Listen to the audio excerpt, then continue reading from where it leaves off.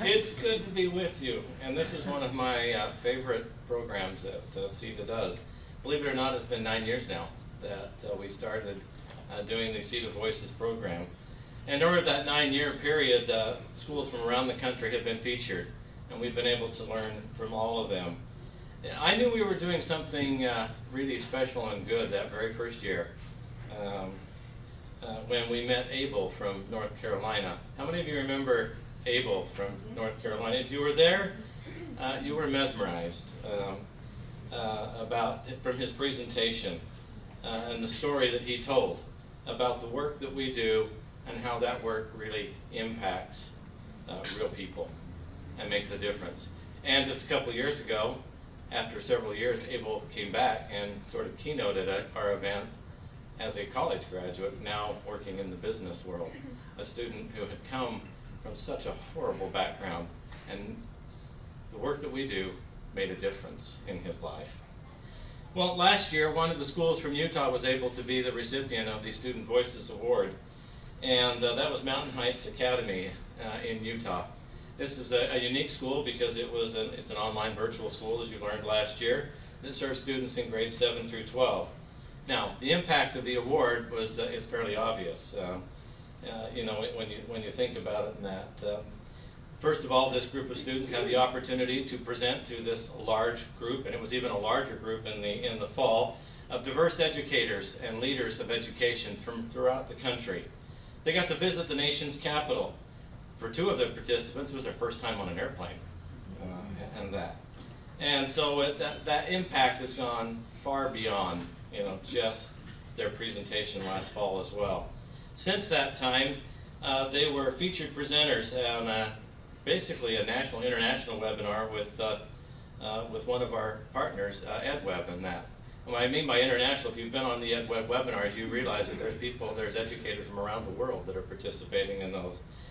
They presented to the Utah State Board of Education in one of their meetings, or I can simply say they did nothing but impress. If you were impressed with, so were they.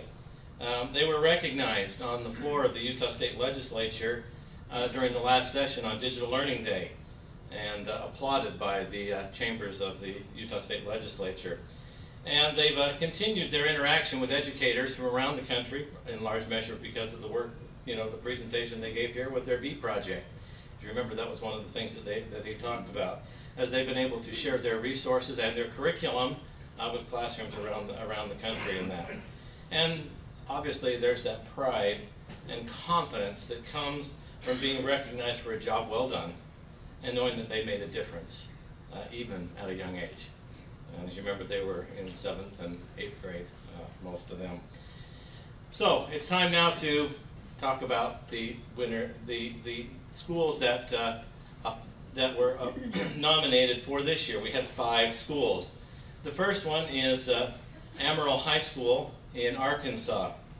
In the Amarillo High School East, which is the environmental and spatial technology class, students have made the idea of a community central concept. As students recognize problems with their communities, they form relationships based on shared interests with other students, as well as community partners such as business owners, community leaders, civic groups, elected officials, nonprofit volunteers, and even school administrators.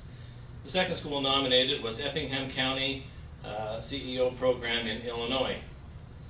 The Effingham County CEO started a program that has rapidly grown across the state. The overwhelming impact of their community has encouraged surrounding areas to duplicate the program.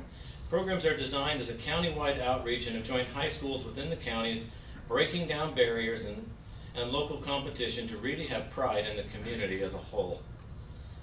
The next nominated school is Noblesville High School in Indiana. Noblesville schools have dropped traditional textbooks and added digital learning experiences like virtual field trips through VR and various Project Lead the Way projects, as well as projects that affect the community, like engaging with Habitat for Humanity to build houses. Noblesville High School is a one-to-one iPad school and does not restrict the use of these devices to just classroom learning. Next school is Meadow Park Middle School in Oregon. In March of this year, a team of students from Meadow Park Middle School, in collaboration with a team from the district, mentored administrators and superintendents from all over the Northwest at the first ever Conference of Oregon School Administrators Innovate Conference. They guided administrators, many of whom had little or no experience programming or making robots, through a hands-on project experience that involved coding, robotics, making, and creativity. And finally, we have St. Albans City School in Vermont. St. Albans City School has been a one-to-one school immersed in a digital-based, project-based learning for several years. The latest initiative was a school-wide pre-K to 8th grade project-based learning unit around economics, community, and business. Each team in the school was in charge of creating their own business with the following expectations: business plan, safety plan, product, packaging, product story, logo, jingle, commercial, and a storefront. So with that, we have those 5 nominees, and I'm pleased to announce that the runner-up this year is Amarillo High School East Environmental and Spatial Technology class, and we will be asking the administrator from that school to the Leadership Summit this fall to participate on a panel. And then let's applaud them.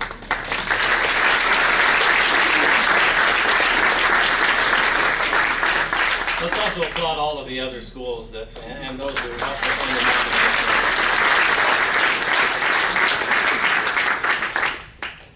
And I'm really excited to announce that the 2018 Student Voices recipient is St. Albans City School from the great state of Vermont.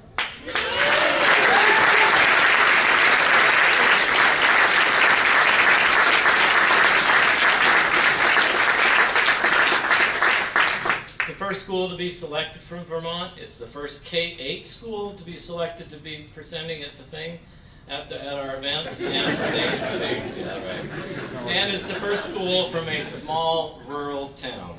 The school's also 78% free and reduced lunch. Again, I'd like to give my congratulations to all of the nominees, because they're all deserving, and particularly to St. Albans City School. And just in closing, the Student Voices program highlights the great work that we are all involved in our states and at Setda, which is working to improve the quality of education for all the students in our country. And thank you. And I think our recipient will be Peter Drescher. Honored to accept that award for St. Albans City School. You guys are going to be so impressed. They're a school that definitely has made digital learning part of the culture of the school.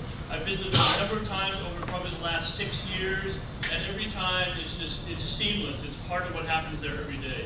And I think you'll see that. And being K-8, I'm sure there'll be some fantastic young people that will be sharing their experience.